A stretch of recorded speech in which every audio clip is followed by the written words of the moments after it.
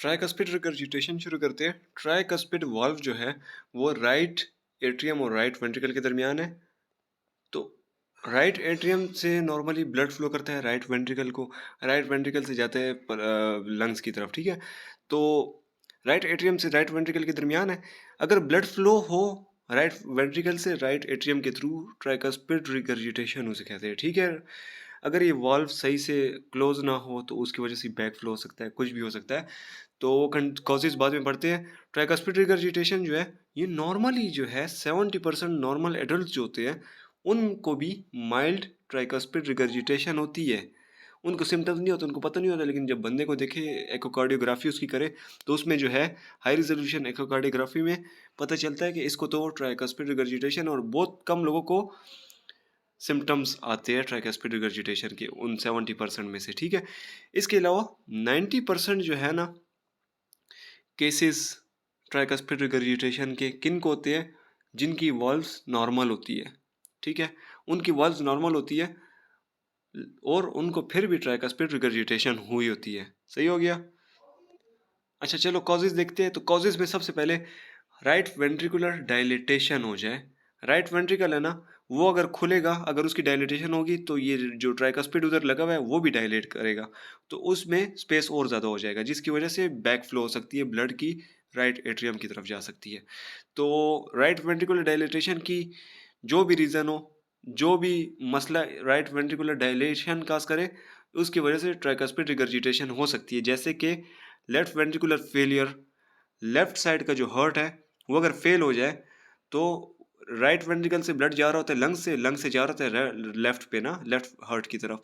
तो left heart तो fail है, तो राइट हार्ट पे प्रेशर पड़ता है तो वो डायलेट हो सकता है। तो लेफ्ट वेंट्रिकुलर फेलियर की वजह से हो सकता है राइट वेंट्रिकुलर डायलिटेशन। इसके अलावा राइट वेंट्रिकुलर इन्फार्क्शन हो जाए, डैमेज हो जाए इसके टिश्यूज, उसकी वजह से डायलेशन हो सकती है और ट्राइकस्पिड रिगर्जिटेशन हो सकती है। इसके अलावा इंफीरियर वॉल माइकार्डियल इन्फार्क्शन हो जाए, उसकी वजह से कॉर पल्मोनल पल्मोनरी लंग्स का कोई टिश्यूज एबनॉर्मलिटी हो जाए, जिसकी वजह से हार्ट इफेक्ट हो। तो इन सब की वजह से राइट वेंट्रिकुलर डायलिटेशन हो सकती है और उसकी वजह से ट्राइकस्पिड रिगर्जिटेशन हो सकती है। इसके अलावा ट्राइकस्पिड एंडोकार्डाइटिस हो जाए, आईवी ड्रग यूजर्स को ज़्यादातर होता है, उसकी वजह से ट्राइकस्पिड रिगर्जिटेशन हो सकती है। रूमेटिक हार्ट डिजीज जो कि ज़्यादातर मिट्रल और एओर्टिक वाल्व को इन्वॉल्व करती है, अगर वो इन्वॉल्व हो जाए उसकी वजह से ये भी ट्राइकस्पिड रिगर्जिटेशन हो सकती है।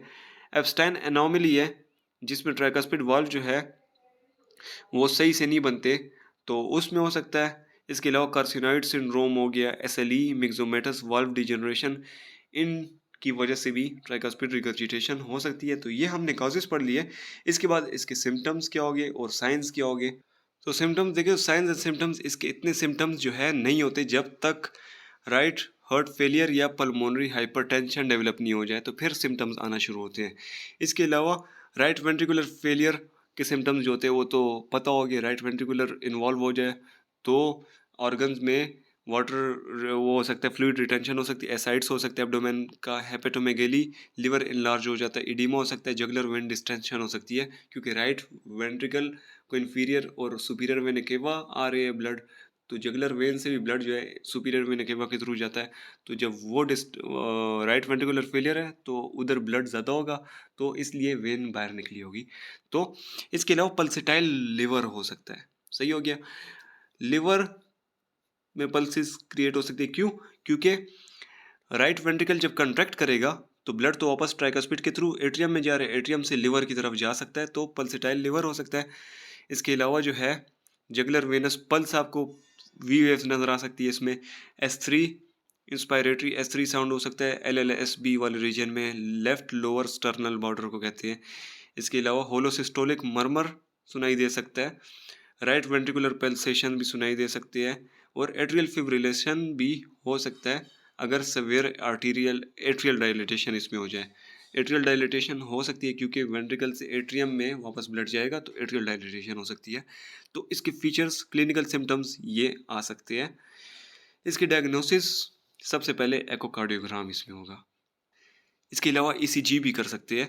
एकोकार्डियोग्राम में आपको ट्राइकस्पिड रिगर्जिटेशन पता चलेगा, कितना ज़्यादा रिगर्जिटेशन है, कितना ज़्यादा ब्लड फ्लो कर रहा है पीछे की तरफ, ये भी पता चल सकता है। प्रेशर भी पता चल सकता है, कितना पल्मोनरी प्रेशर जा रहा है। ठीक है।